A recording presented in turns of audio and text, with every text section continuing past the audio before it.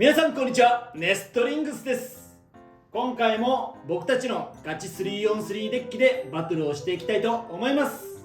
今回対戦するのはチョメマルとアッシュです。お願いします。お願いします。それじゃあ早速対戦していきましょう。は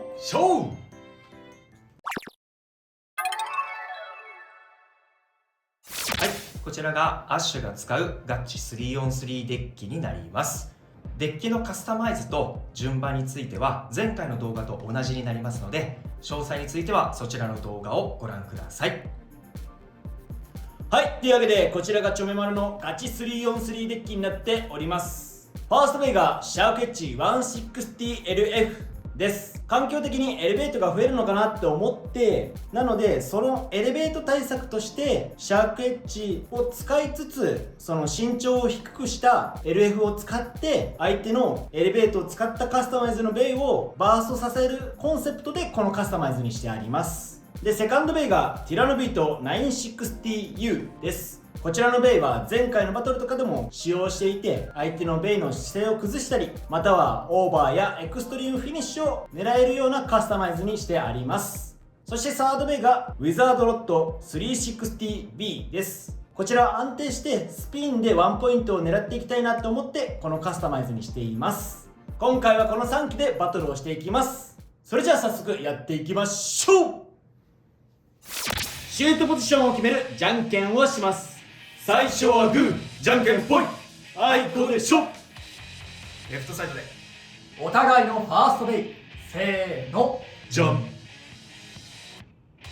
コバルトドラグーン 180E。 シャークエッジ 160LF。 ファーストバトル、レディーセット、3、2、1、ゴーシュ。あれ、そこはない。危ない危ない、当たってくれ。ああ、もうダメだ。ダメだ、回転力がない。オーバーフィニッシュ、コバルトドラグーンに2ポイント。なんという幕切れ。でも嬉しい。お互いのセカンドベイ、せーの、ジャン。フェニックスウィング 960R。 ティラノビート 960U。 セカンドバトル、レディーセット、3、2、1、ゴーシュ。危ない、よくない、いいぞ。うわー、結構強いの入ったがオーバーはせず、ただスタミナがだいぶリード側厳しそう。いいぞしかしいいぞ、ナイスだ。ゲームフィニッシュ、ティラノビートに1ポイント。いいね、相手の姿勢を崩したね。そうだね、しっかり崩して1ポイント。お互いのサードベイ、せーの、ジャン。ウィザードロッド 980B。 ウィザードロッド 360B。 サードバトル、レディーセット、3、2、1、ゴーシュ。あー、それはダメよ。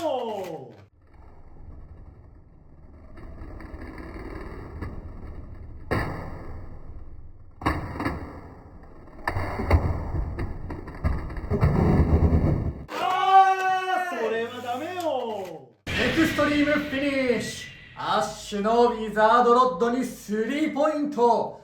ということでこの 3on3 バトルの勝者はアッシュ。やったぜー。めちゃくちゃ嬉しい。運がなかった。いやー、運がなかったね、今のはね。ロッド同士のエクストリームはね、厳しいね。はい、というわけでガチ 3on3 バトルやっていきましたが、いかがだったでしょうか。いやー、なんて言うんでしょう、最後のサードベイ、あれはね、運がなかったね。ドンマイとしか言えないかな。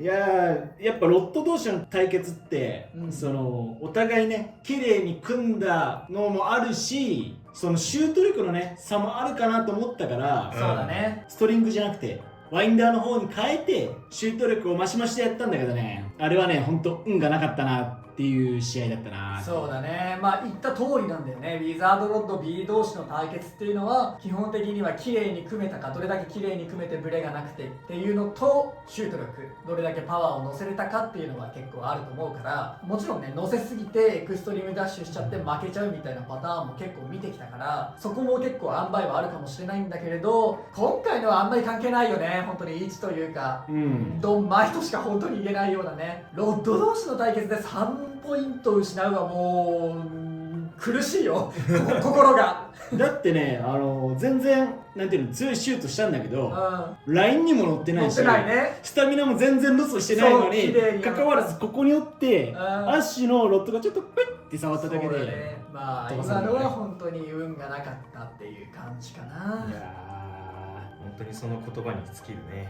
ーいやー、あとね、ファーストベイのね、シャーケッチ、ローフラにしたんだけど、まあローフラにした理由としては、まあエレベートが活躍し始めるのかなと思ってたから、まあ単純なね、ちょっと考えで、まあ相手のエレベート割りゃいいだろうと思って。そうだね、下から突き上げてってことね。そうで、まあシャークエッジをね LF にしてみて割っちゃえばいいかなと思ったんだけど、まあやっぱねアタックが決まらんとね厳しいかなっていう。そうね、下から上に突き上げるような攻撃でエレベートの弱点のビットだけがすっぽ抜けるバーストを狙ったって感じだよね。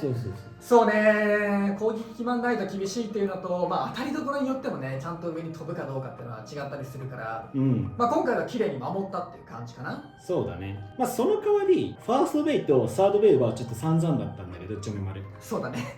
セカンドベイはね、やっぱティラノビート君がねいい活躍をしていやくれたかなって。ー、ほんとだね。やっぱねちょっと不利な盤面になってたんだけど、終盤でね相手の姿勢を崩してねスタミナを奪うことができて、そのおかげでねスピンで勝てたかなって思ったかな。本当にそうだと思うな。最初俺も見てるときさ、結構攻撃食らって壁に当たってさ、うわーこれティラノだいぶロスしちゃったからこれはウィングの勝ちかなって思ってたし、終盤まで実際ウィングの方が回転力は残してたと思うんだけど、そこでねウィングが先にこう倒れて、まあ、あれはティラノビートの力でしょうね、倒れてこすって先に止まっちゃうっていうね、ビートのいいところがしっかりと出ていたバトルなんじゃないかなって思ったね。やっぱねこのブレードはいいですね。ウィザードロッドとかには攻撃で勝てて、まあ、姿勢崩して勝つこともあるかもしれないし、でコバルトドラグーンもちょっとエレベートはあれだけど相手の姿勢を崩すことで勝ちにもいけるし、そしてこのフェニックスウィング R もね、ウィザードロッド抜いたら多分次には多いベイだと思うから、それに対してちゃんと勝ち筋がある